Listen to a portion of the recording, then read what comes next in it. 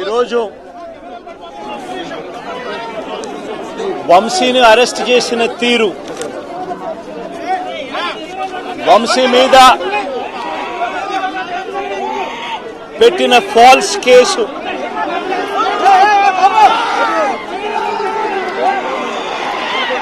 నిజంగా రాష్ట్రంలో దిగజారిపోయిన law and ఆర్డర్ను వంశీ అరెస్టు అద్దం పడుతుంది. ఎందుకనంటే వంశీని అరెస్ట్ చేసిన తీరు ఒకసారి గమనించినట్టయితే అతి దారుణమైన law and order break down కనిపిస్తుంది. ఒకసారి గమనించినట్టయితే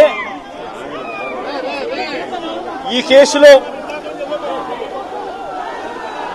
గన్నవరం పార్టీ కార్యాలయంపై దాడి జరిగింది అని చెప్పి ఫిర్యాదు చేసిన సత్యవర్ధన్ అనే ఈ వ్యక్తి, గన్నవరం తెలుగుదేశం పార్టీ ఆఫీసులో కంప్యూటర్ ఆపరేటర్ గా పనిచేస్తా ఉన్న సత్యవర్ధన్ అనే ఈ వ్యక్తి, ఫిర్యాదు చేసిన ఇదే వ్యక్తి సాక్షాత్తు తానే జడ్జి గారి సమక్షంలో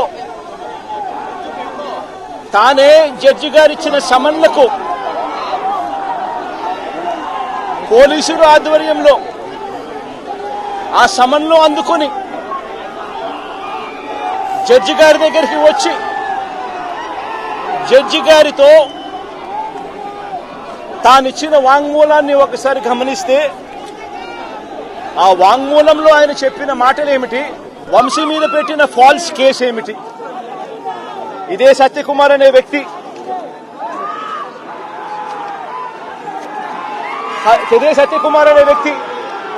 జడ్జి గారు జడ్జి గారి సమక్షంలో సత్యవర్ధన్ అనే వ్యక్తి వంశీ ఎలాంటి తప్పు చేయలేదు అని చెప్పినప్పటికీ కూడా వంశీ మీద తప్పుడు కేసులు ఈరోజు బనాయించడం జరిగింది. ఒకసారి ఈ కేసుకు సంబంధించి ఘటనలు ఒకసారి గమనించాల్సిన అవసరం ఉంది. ఫిబ్రవరి 19వ తారీఖున 2023 మంగళగిరిలో టీడీపీ హెడ్ ఆఫీసులో పట్టాభి అనే వ్యక్తి చేత వంశీ మీద భరించలేని విధంగా బూతులు తిట్టించారు చంద్రబాబు నాయుడు గారు. మంగళగిరి తెలుగుదేశం పార్టీ హెడ్ ఆఫీసులో ఫిబ్రవరి 19, 2023 పట్టాభి అనే వ్యక్తి రెచ్చగొడుతూ వంశీని తిడుతూ ఫిబ్రవరి 19వ తారీఖున తాను మాట్లాడిన మాటలు, ఫిబ్రవరి 19, 23 వాడో పిల్ల సైకో, నేనే గన్నవరం వెళ్తా, ఎవడేం పీకుతాడో చూస్తా, ఆ వంశీ సంగతి తేలుస్తా, నియోజకవర్గంలో నుంచి బయటికి విసిరేస్తా అంటూ గన్నవరం ఎమ్మెల్యే వల్లభనేని వంశీని రెచ్చగొట్టింది సాక్షాత్తు ఫిబ్రవరి 19వ తారీఖున ఇదే పట్టాభి అనే వ్యక్తి. అంతటితో ఆగకుండా ఫిబ్రవరి 20వ తారీఖున అంటే మరుసటి రోజు చంద్రబాబు గారు పట్టాభిని నేరుగా గన్నవరంకే పంపారు. గన్నవరంకే పంపి గన్నవరంలో ఆయన అక్కడికి వెళ్లి గన్నవరంలో మళ్లీ ప్రెస్ మీట్ పెట్టి మళ్లీ వంశీని మళ్లీ తిట్టి అదే గన్నవరంలో చుట్టుపక్కల ప్రాంతాల నుంచి తాను పోగేసిన మనుషులను తాను వెంట పెట్టుకుని ప్రెస్ మీట్లో మరొకసారి వంశీని తిట్టి ఒక ప్రొసెషన్గా వైఎస్ఆర్సీపీ ఆఫీసును అటాక్ చేయడం కోసం ఫిబ్రవరి 20వ తారీఖున ఇదే పట్టాభి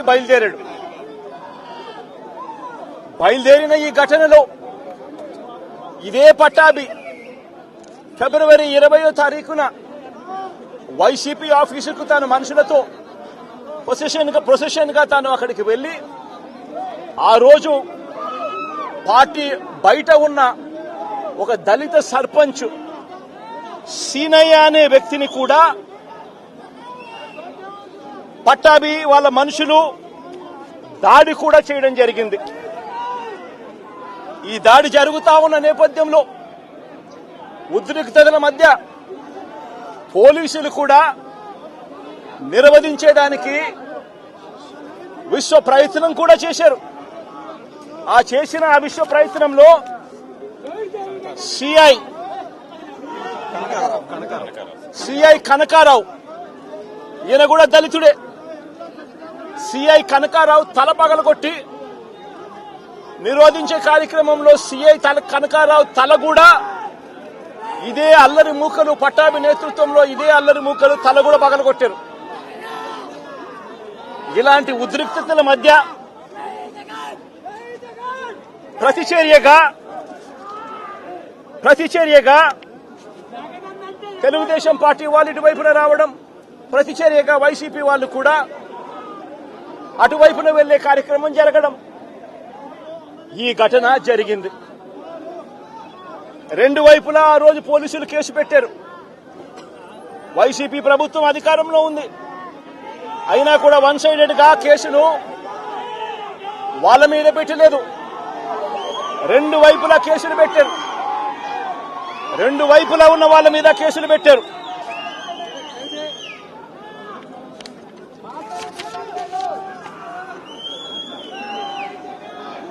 తర్వాత గన్నవరం ఘటనకు సంబంధించి అప్పటి పోలీసులు సుమోటోగా టీడీపీ పార్టీ మీద, వైసీపీ పార్టీకి సంబంధించిన వాళ్ళ మీద, ఇద్దరి మీద కేసులు పెట్టారు.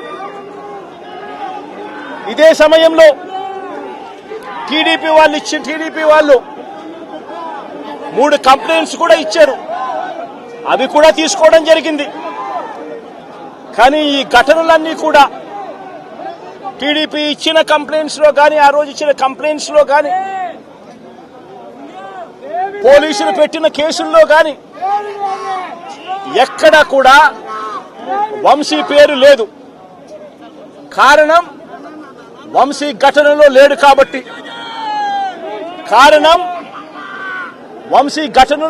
కాబట్టి, ఘటనా స్థలంలో తాను లేడు కాబట్టి వంశీ పేరు ఎక్కడ ఎవరు కూడా చెప్పలేదు.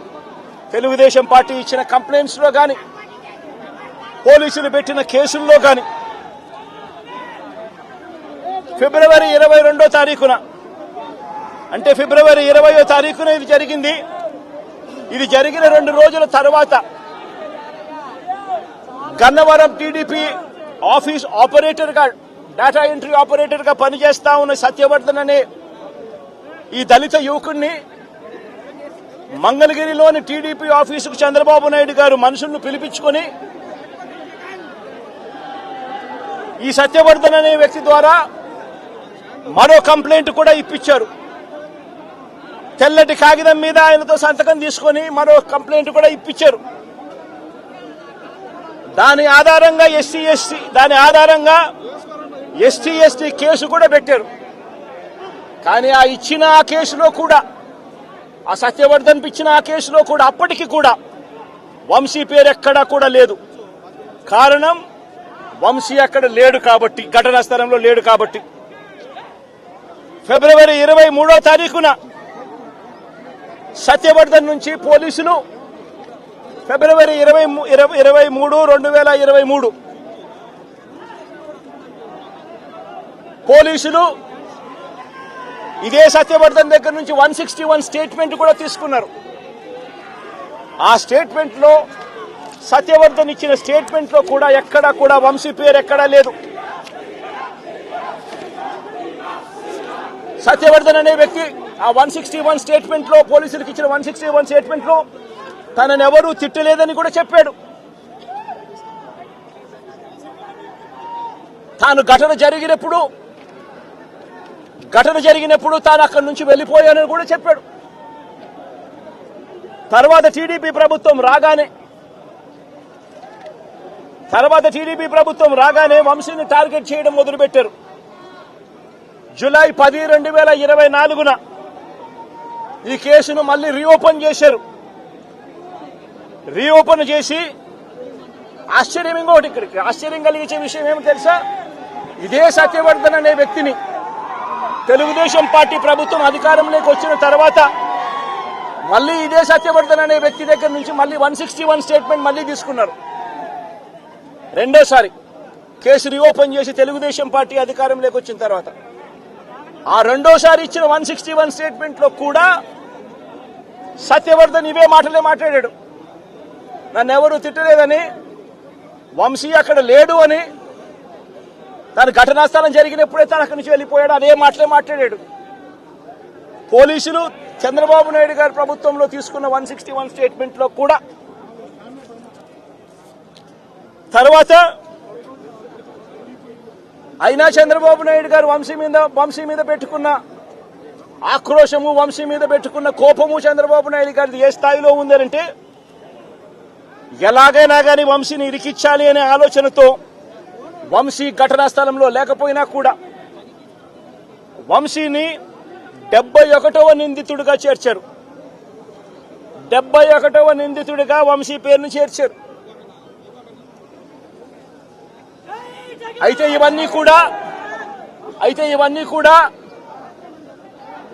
ఇవన్నీ కూడా బెయిలబుల్ అఫెన్సులు కాబట్టి బెయిల్ కోసం వంశీ హైకోర్టుకు యాంటిసిపేటరీ బెయిల్ కోసం వంశీ హైకోర్టును ఆశ్రయించాడు. కాబట్టి చంద్రబాబు నాయుడు గారు ఎట్టి పరిస్థితుల్లోనూ వంశీని అరెస్ట్ చేయాలనే ఉద్దేశంతో, బెయిల్ రాకూడదు అన్న ఉద్దేశంతో చంద్రబాబు నాయుడు గారు కుట్రను ఇంకా ముందుకు తీసుకెళ్లారు. గన్నవరం పార్టీ ఆఫీసును తగలబెట్టే ప్రయత్నం చేశాడు అని చెప్పి మరో ఫాల్స్ కేసు ఒకటి బుక్ చేయడం మొదలుపెట్టాడు. తెలుగుదేశం పార్టీ ఆఫీస్ అట కాల్చే కార్యక్రమం అట జరిగింది అని చెప్పి ఏకంగా చంద్రబాబు నాయుడు గారు అనే వ్యక్తి మరో ఫాల్స్ కేసు, మరో కట్టుకథ అల్లాడు. ఆఫీసును తగలబెట్టే కార్యక్రమం చేసినప్పుడు ఆ ఆఫీసు ఎవరిది అని చెప్పి, ఆ ఆఫీసు ఎస్సీ ఎస్టీలకు సంబంధించిన ఆఫీస్ వారిదే ఓనర్లు అయితే అప్పుడు ఇది నాన్ బెయిలబుల్ సెక్షన్స్ కిందికి వస్తుంది, ఎస్సీ ఎస్టీ కేసు పెట్టొచ్చు అనే ఉద్దేశంతో ఏకంగా తెలుగుదేశం పార్టీ ఆఫీసు ఎస్సీ ఎస్టీలదని చెప్పి ఇంకో దొంగ కేసు, ఎస్టీ ఎస్టీలదే అని చెప్పి ఇంకొక దొంగ వాంగ్మూలాన్ని కూడా ఇచ్చేశారు ఇదే పెద్ద మనిషి చంద్రబాబు నాయుడు గారు. వాస్తవం ఏమిటంటే తెలుగుదేశం పార్టీ కాలబడింది లేదు. తెలుగుదేశం పార్టీ ఒక ఎస్సీ ఎస్టీకి సంబంధించిన వ్యక్తికి సంబంధించిన ఆఫీస్ బిల్డింగ్ కూడా కాదు. తెలుగుదేశం పార్టీ ఆఫీసు కడియాల సీతారామయ్య గారు అనే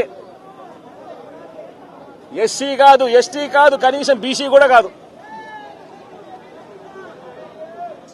చంద్రబాబు నాయుడు గారికి సంబంధించిన వ్యక్తి, ఆయన బిల్డింగ్ అది. అంటే అక్కడ కూడా చంద్రబాబు నాయుడు గారు ఉద్దేశపూర్వకంగా వంశీకి బెయిల్ రాకూడదు అని, నాన్ బెయిలబుల్ కేసు కింద దీన్ని మార్చాలి అనే ఉద్దేశంతో చేసిన మరో కుట్ర ప్రయత్నం. మరోవైపు ఈ కేసులో దాదాపుగా 94 మంది మీద కేసు పెడితే చంద్రబాబు నాయుడు గారు నెలల తరబడి వైఎస్ఆర్సీపీ నాయకులను వేధించాలనే ఉద్దేశంతో ఇంకా 44 మందికి ఇంకా బెయిల్ రాకుండా చంద్రబాబు నాయుడు గారు అడ్డుకుంటా ఉన్నారు. ఒక హక్కుగా బెయిల్ రావాల్సిన చోట నెలల తరబడి బెయిల్ రానివ్వకుండా అడ్డుకుంటా ఉన్న పరిస్థితి చంద్రబాబు నాయుడు గారు. ఇదే సత్యవర్ధన్ అనే వ్యక్తి మెజిస్ట్రేట్ దగ్గరికి తాను వచ్చి జరిగిన ఘటన గురించి మెజిస్ట్రేట్ దగ్గర వాంగ్మూలం తాను ఇచ్చేస్తే మిగతా వాళ్ళందరికీ కూడా బెయిల్లు వస్తాయి అనే ఉద్దేశంతో పోలీసులు చంద్రబాబు నాయుడు గారు ఇద్దరు కూడా కుట్ర పన్ని సత్యవర్ధన్ అనే వ్యక్తిని 20 సార్లు మెజిస్ట్రేటు రమ్మని సమన్లు పంపించినప్పటికీ కూడా ప్రతిసారి దాటేసుకుంటూ రాకుండా ఎగరగొడుతూ పోయాడు. చివరికి జడ్జికు 20వ ఇన్నిసార్లు సమన్లు ఇచ్చినా కూడా ఈ మనిషి రాకపోవడం అన్యాయము అని పోలీసుల మీద గట్టిగా జడ్జి తిట్టి ఖచ్చితంగా సమన్లు ఇవ్వండి, నెక్స్ట్ టైం వచ్చేట్టుగా ఖచ్చితంగా చూసుకోండి అంటే అప్పుడు మరుసటి వాయిదాకు సత్యవర్ధన్ అనే వ్యక్తి తానంతట తానే హాజరై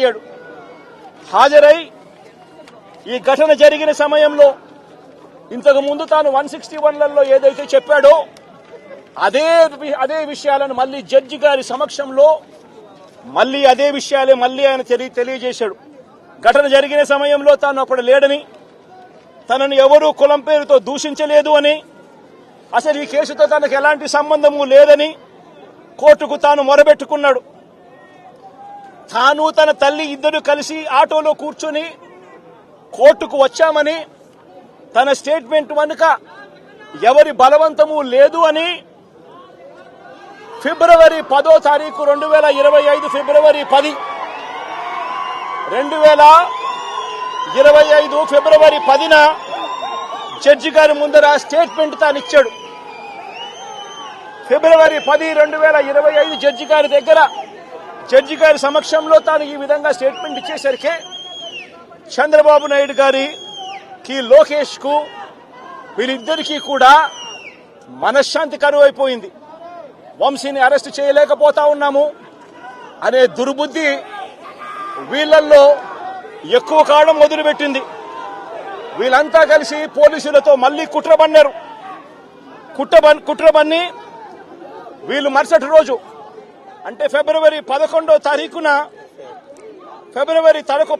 తారీఖున వీళ్ళు విజయవాడ పటమట పోలీస్ స్టేషన్లో సత్యవర్ధన్ మీద వీళ్ళు ఒక ఎఫ్ఐఆర్ రిజిస్టర్ చేశారు. ఫిబ్రవరి 11వ తారీఖున సత్యవర్ధన్, వంశీ ఇద్దరి మీద వీళ్ళు ఎఫ్ఐఆర్ రిజిస్టర్ చేశారు. కోర్టును తప్పుదోవ పట్టించారు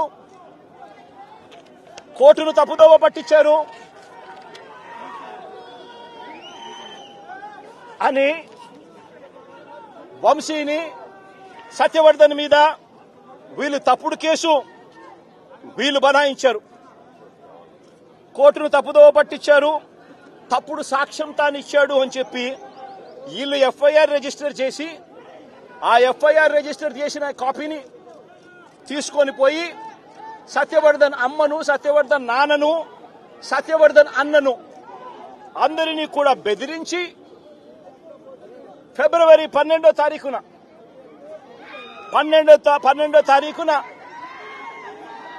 సత్యవర్ధన్ అన్న దగ్గర నుంచి ఒక తప్పుడు కేసు వాళ్ళ అన్నతో పెట్టించారు. ఏమని పెట్టించారు? ఈ వ్యక్తి సత్యవర్ధన్ అనే వ్యక్తిని కిడ్నాప్ చేసుకొని పోయారట. అది ఎవడో చూశాడట. ఆ మనిషి దగ్గర 20,000 రూపాయలు, సత్యవర్ధన్ అనే వ్యక్తి దగ్గర 20,000 డబ్బు ఉంటే ఆ డబ్బులు కూడా లాక్కొని కిడ్నాప్ చేసుకొని పోయారట అని తప్పుడు కేసు. కనీసం సత్యవర్ధన్ అనే వ్యక్తితో మాట్లాడకుండా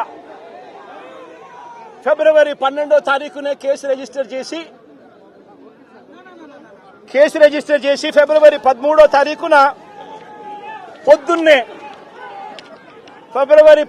తారీఖున పొద్దున్నే వంశీని అరెస్ట్ చేశారు.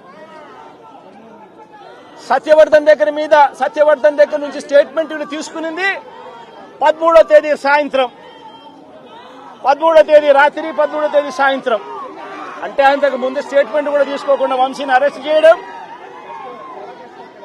ఆ వర్షన్ను మళ్ళా సత్యవర్ధన్ అనే వ్యక్తితో 13వ తారీఖు సాయంత్రం మళ్ళీ వంశీ ఇలా చేశాడని చెప్పించడం, అది దారుణంగా లా అండ్ ఆర్డర్ ఏ స్థాయిలో ఉంది అని చెప్పడానికి ఇది ఒక పెద్ద నిదర్శనం.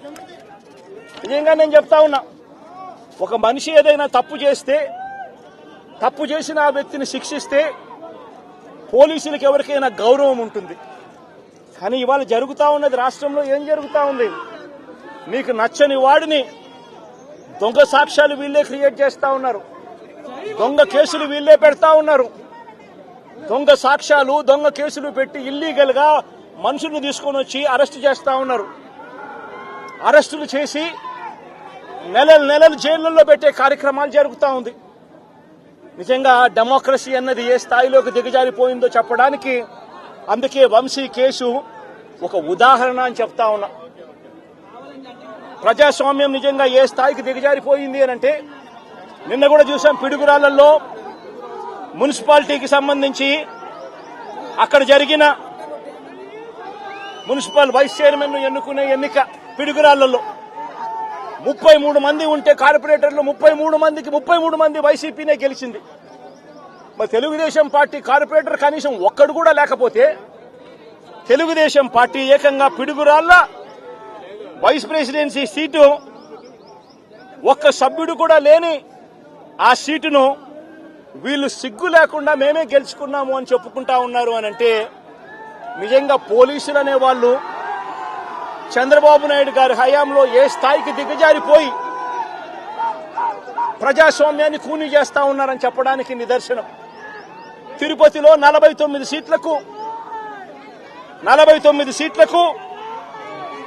48 సీట్లు వైసీపీ గెలిచింది.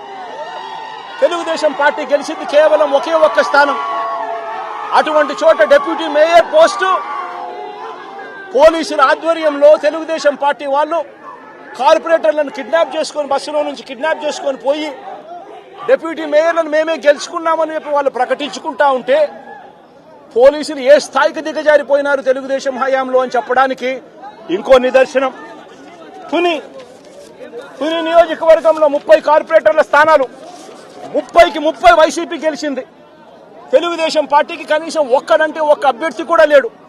మళ్ళీ అలాంటి చోట ఎన్నికలు జరిగితే, అలాంటి చోట వైస్ చైర్మన్ ఎన్నుకునే ఎన్నిక జరిగితే వైసీపీకి ఎలాగో వైసీపీ వాళ్ళను దౌర్జన్యం చేసి తీసుకునే పరిస్థితి లేకపోయేసరికి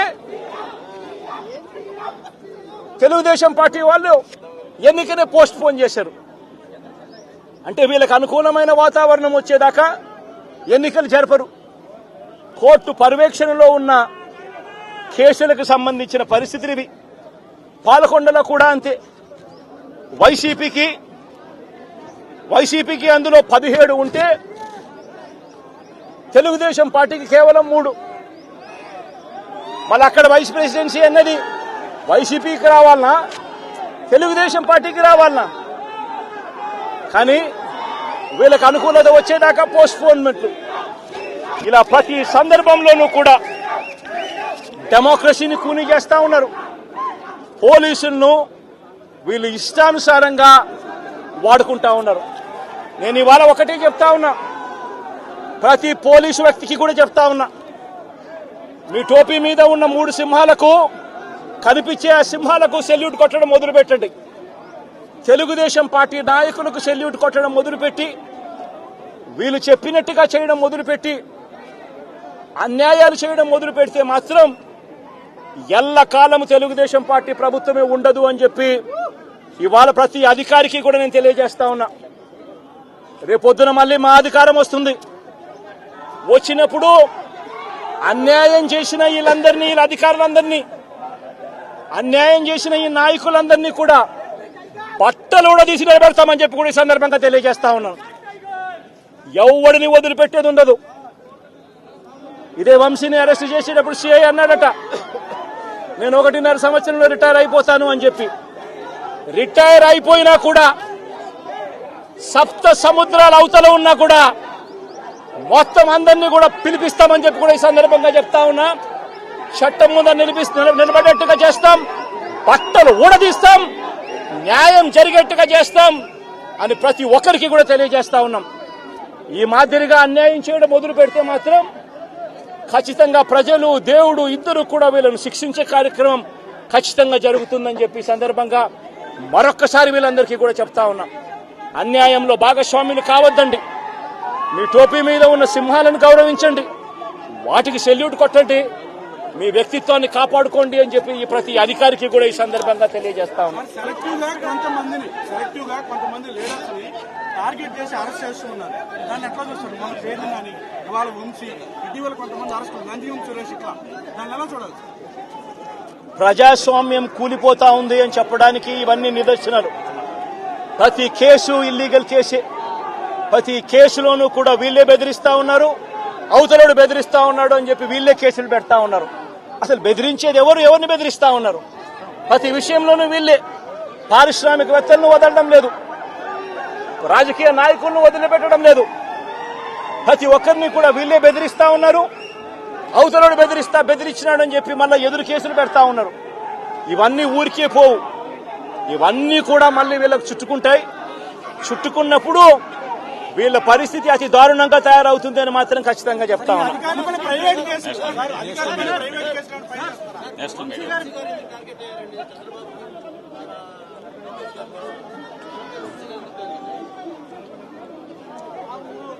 వంశీని ఎందుకు టార్గెట్ చేస్తా ఉన్నారు అనేది చంద్రబాబు నాయుడు గారికి వంశీని చూస్తే తన సామాజిక వర్గం నుంచి ఒక వ్యక్తి ఎదుగుతున్నాడు, చంద్రబాబు నాయుడు గారి కన్నా గ్లామరస్ గా ఉన్నాడు, లోకేష్ గారి కన్నా గ్లామరస్ గా ఉన్నాడు. ఒక మనిషి ఎదుగుతున్నాడు అని అంటే తట్టుకోలేడు తన సామాజిక వర్గంలోనే. అందుకనే కొడాలని నేను చూసినా ఆ మనిషికి జీర్ణించుకోలేని ఆక్రోశము, వంశీని చూసినా కూడా జీర్ణించుకోలేని ఆక్రోశము. ఎందుకంటే చంద్రబాబు నాయుడు గారి కన్నా చక్కగా ఉంటారు కాబట్టి వీళ్ళిద్దరు. అవినాష్ కూడా పాపం ఎప్పుడో ఒకసారి టార్గెట్ అవుతాడు, ఎందుకంటే లోకేష్ కన్నా చక్కగా ఉన్నాడు కాబట్టి. ఇది చంద్రబాబు నాయుడు గారి మనస్తత్వం. ఆయన కొడుకు ఆ సామాజిక వర్గంలో వాళ్ళు మాత్రమే లీడర్లు. వాళ్ళకి ఎవరైనా పొరపాటున వాళ్ళకు అనుకూలంగా లేకపోతే సామాజిక వర్గం నుంచి వాళ్ళని వెలేయడము. ఇది చంద్రబాబు నాయుడు గారు, రామోజీరావు, ఆంధ్రజ్యోతి రాధాకృష్ణ, TV5 వీళ్ళు ముగ్గురు. నిజంగా ఇది ఒక మాఫియా రాజ్యం. చంద్రబాబు నాయుడు అనే వ్యక్తిని ముఖ్యమంత్రిగా చేయడం కోసం, చంద్రబాబు నాయుడు అనే వ్యక్తికి ఓట్లు వేయించడం కోసం ఒక మాఫియా సామ్రాజ్యం వీళ్ళంతా.